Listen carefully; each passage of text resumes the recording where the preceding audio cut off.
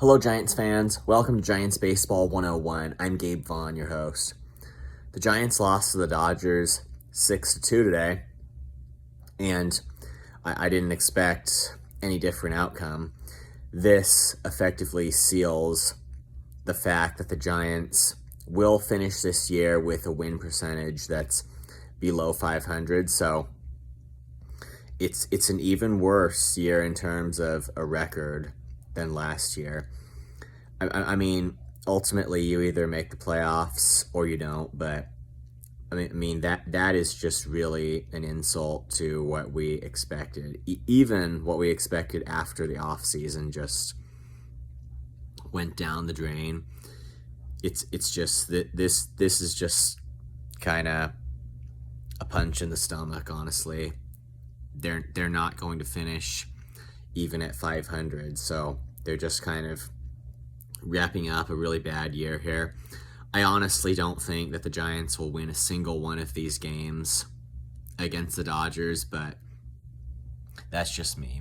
Maybe they'll pull off something here at the end of the season, but I mean, what does it matter? Keaton Winn had a really bad outing, and he went 5 1/3 innings, allowing 6 runs. So the Dodgers just blew him away. After that, Sean Jelly came in and pitched the rest of the game, mopped it up.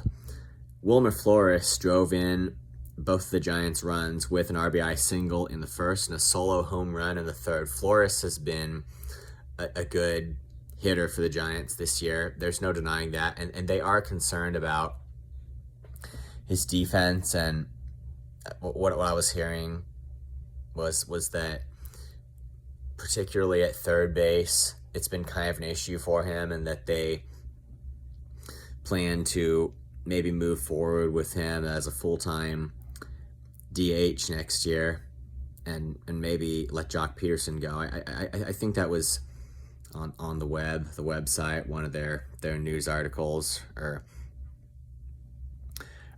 somewhere. You know, it's hard to remember exactly, but it's just that's kind of the rumor, that they're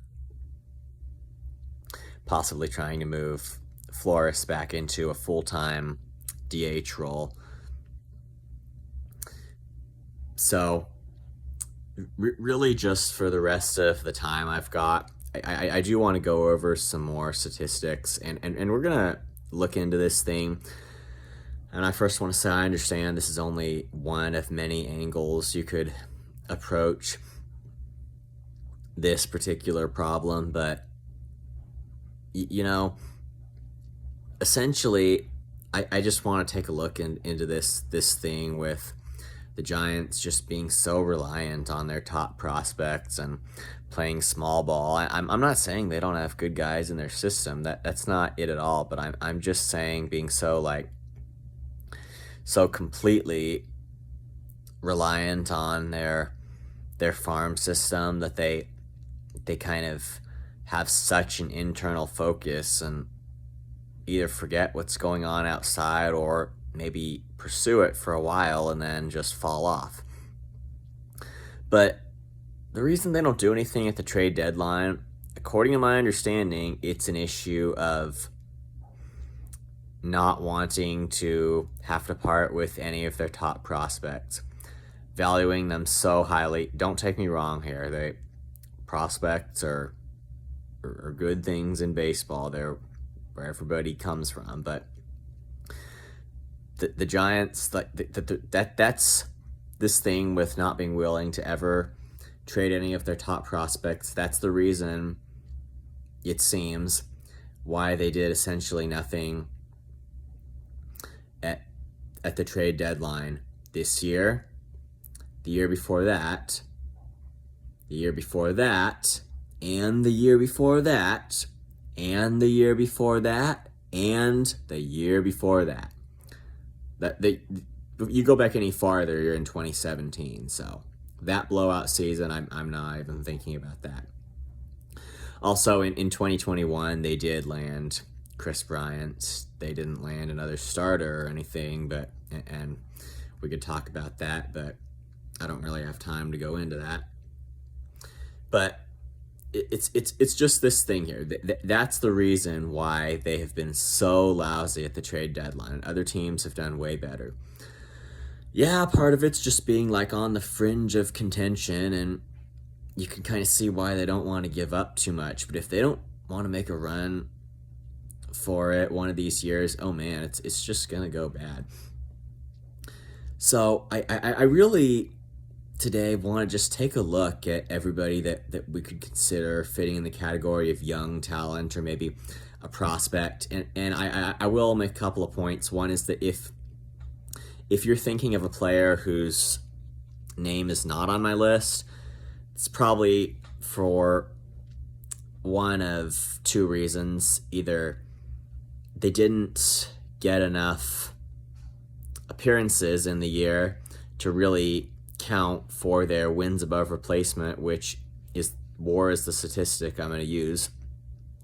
They either didn't get enough playing time to qualify for that, or like Fangraphs, that's why I'm scraping the data. It's really sketchy when a guy's played for two teams in a year. Like guys at the Giants either traded or designated for assignment. They were picked up. Like I wasn't really able to get their Giants specific data, but I mean, for those guys, I don't think it would make a significant difference at all in the overall model. I just wanted to explain a bit of that.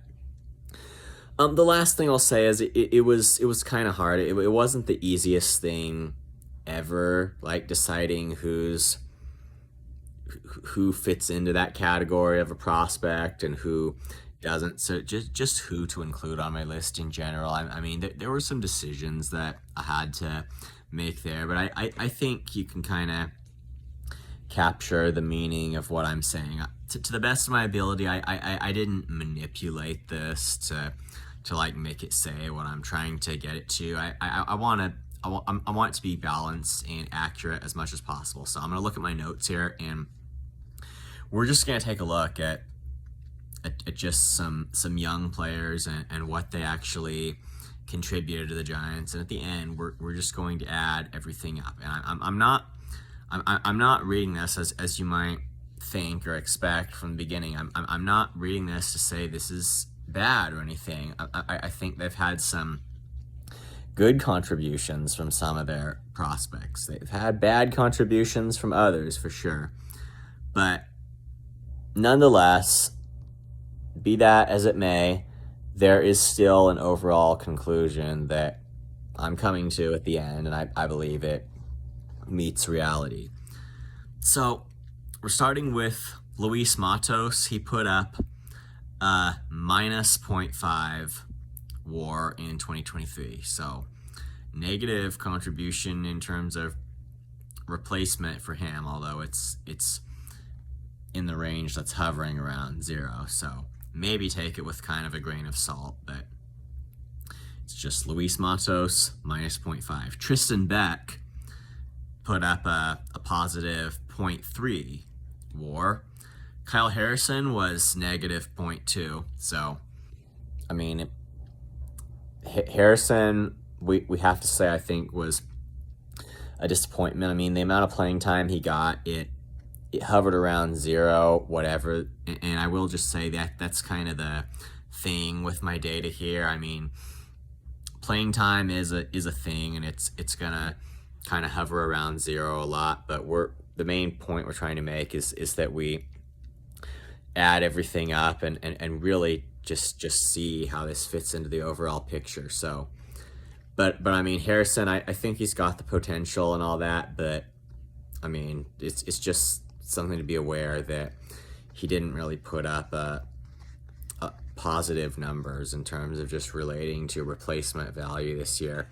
Minus 0.2 for him. So Sean Jelly, it was just 0. Camilo Doval, he was, I believe, on the big league roster for the entire year, no injuries or anything, put up a positive 1.8 number. Blake Sable, positive 0.8. Bryce Johnson was 0.1. Wade Meckler was negative 0.1. Cole Waits, 0. Ryan Walker, 0.6. Keaton Winn was 0.5. Patrick Bailey was 2.8. And Fangraphs, according to my understanding, does take framing into account for catchers. And since that was kind of a thing for Patrick Bailey, I mean, it's got to have driven up his numbers. And he shows that he has it behind the plate and with the bat too. We've seen. I mean, there's got to be more consistency. I know, but it was definitely an encouraging season from Bailey with what he's putting up. Marco Luciano, 0.3. Casey Schmidt was minus 0.8. David Villar, minus 0.2. And Elliot Ramos was minus 0.3. Cal Stevenson was minus 0.1. Brett Wisely was minus 0.5. Tyler Fitzgerald was 0.3. I believe that's everybody. Sorry, I'm just checking. I don't want to have left anyone out, and I don't think that I did here. The total, if you just add everything up, was 4.8, and that's not a bad number. But just all of these young players, all of these guys who either came up in the Giants system or they did trade for them, acquire them somehow from other organizations. It comes to a 4.8 WAR. But just look at Aaron Judge's WAR for the year. It's 5.2. And again, I'm not saying we didn't see some positive contributions from the Giants, from these guys who, like have the potential to become stars. At least some of them do. These prospects that came up for the Giants. It was a combined 4.8 WAR for them. But imagine if they had signed Aaron Judge, just this one guy, Aaron Judge, a lot of money for sure. Imagine if they had signed Judge plus Trey Turner, who I think had something between 3 and 4, plus some pitchers, whether it was Clayton Kershaw or, I mean, can't think off the top of my head of everybody right now, but there were guys available. I mean, maybe Jacob deGrom wouldn't have turned out. I mean, he got injured like he always does, but I mean, for the bullpen too, just if they'd added some pitching that put up any better numbers than what they had right now, just think of it. But it starts with Aaron Judge having a 5.2 wins above replacement number in 2023. That is just an excellent picture of the difference between this small ball thing and this realistic strategy. And I believe the latter option is what gets you into the playoffs for reasons like this. So, I mean, that's all for now, but hopefully that means something, honestly, for the Giants, because what they're trying to do, and I keep saying this, I apologize if anyone's tired of it, but it has to be said. They've had time, and they were telling us back in 2019. I know it was the reporters and not, but they had reason to believe that it was a Giants plan. It made it sound like they were likely to be in contention by now. Thank you for watching. This has been Giants Baseball 101. Please subscribe if you haven't. Also, please leave your questions and comments. You know where to do it. I'll see you next time on Giants Baseball 101.